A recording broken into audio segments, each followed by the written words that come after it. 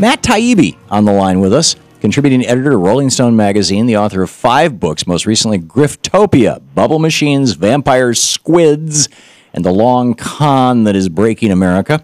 And Matt, you've got a new piece up at Rolling Stone over at rollingstone.com. Welcome to the program. How are you doing, Tom? Great to have you back with us.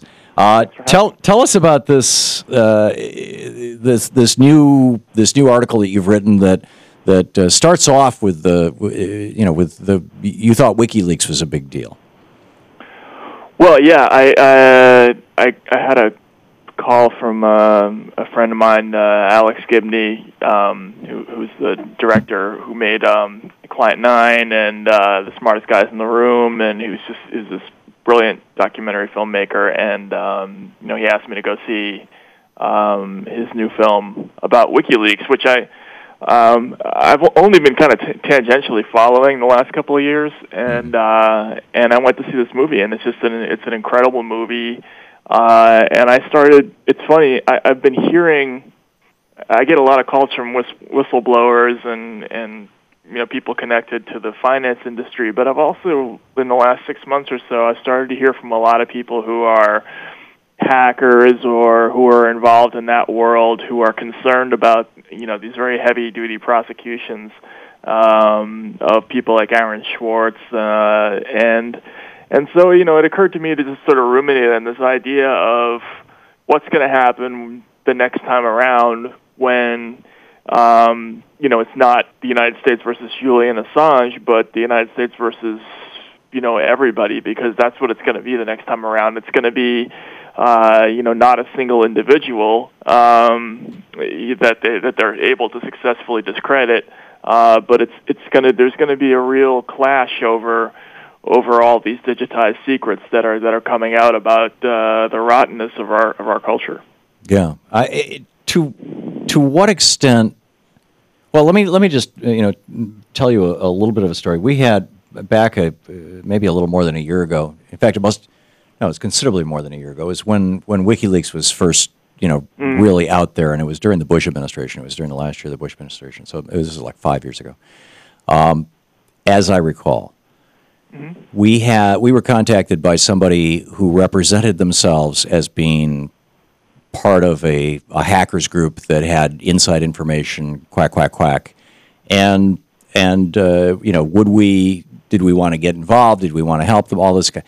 And it just so seemed to me, I was literally getting flashbacks. I was in SDS in the 1960s at Michigan State University, and when we got the Red Squad files from the Michigan State Police in the early 70s and discovered that the guy who had been the guy who was always saying, we need to firebomb the buildings, we need to kill the pig, it turns out that he was the police informant.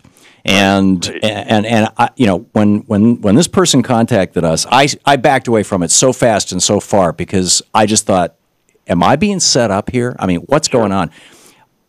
Do you? I'm curious your thoughts on that and what kind of experience you've had, and any other journalists. I mean, there has been a real chill in I think anybody in this business, anybody in the media business, and particularly with anybody with any kind of profile, has to be. Probably has had similar experiences and has to be a little bit freaked about all this. Absolutely, I think what happened to Bradley Manning and Julian Assange, but particularly to Manning, and to Aaron Swartz and to some other people, less well known, like Sergei Aleynikov, who's the guy who stole allegedly Goldman Sachs' secret trading code. There's all this digitized information out there. There's all these secrets, and we do hear from whistleblowers all the time.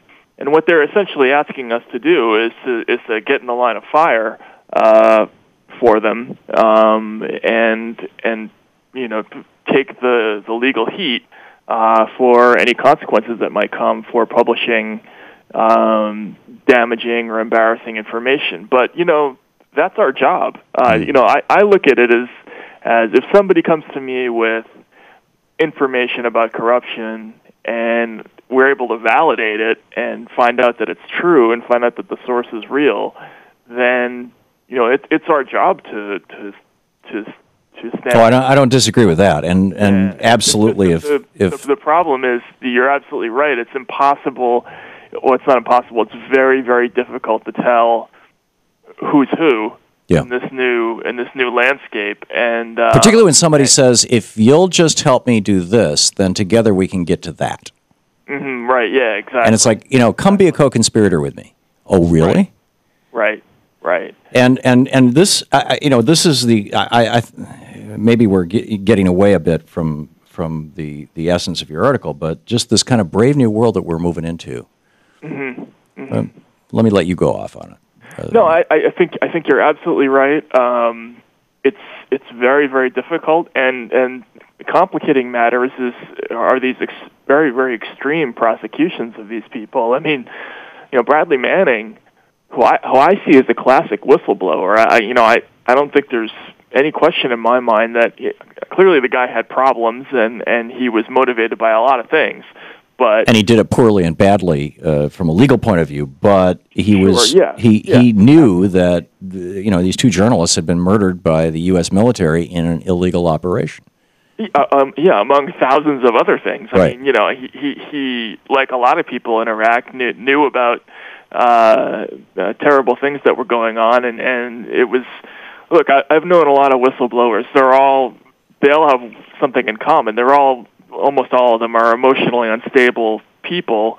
It's part of the profile. One of the reasons that they end up becoming the way they are is because they're alienated in some way from the people that they work with, and so they start taking a critical eye at what they're doing, and so that's just part of the makeup of your typical whistleblower. I think Bradley Manning, to me, is a classic whistleblower. He's just a guy who had a lot of problems and didn't get along with people he worked with, and he was just looking at this crazy, horrible stuff and realizing that he was a part of it. And I think you could argue that the founding fathers of this country were whistleblowers at a certain level. They were instead of calling them emotionally unstable, we should call them the malcontents of society, a word that was actually celebrated by Apple Computer at one time. Right. No, but I mean, look, I don't know. I mean, I've dealt with a lot of people who have come forward and have tried to publish embarrassing information about big companies, and yes, you can see in a lot of the cases that these are people who, if they were your coworkers, they might be a little bit of a handful. They're not. There's something else going on there besides just somebody who came across something morally questionable. There's always another element to the story that the government looks at and uses to discredit the source of the information. Unfortunately, but ultimately it comes down to, is this information in the public interest? Right. And if it is, you have an obligation to do something about it. And that's where I think. And yet our government is increasingly saying, no, you can't. Right. That's what they're saying. They're trying to change the definition of what whistleblowing is. I mean, I think they're just saying, if you take this information under any circumstances, we're gonna call it X. Right. And what the press is, who publishes it, which is what's happened to Julian Assange. Matt Taibbi, contributing editor of the Rolling Stone magazine, rollingstone.com. Thanks, Matt. Thanks a lot, Tom. Great talk.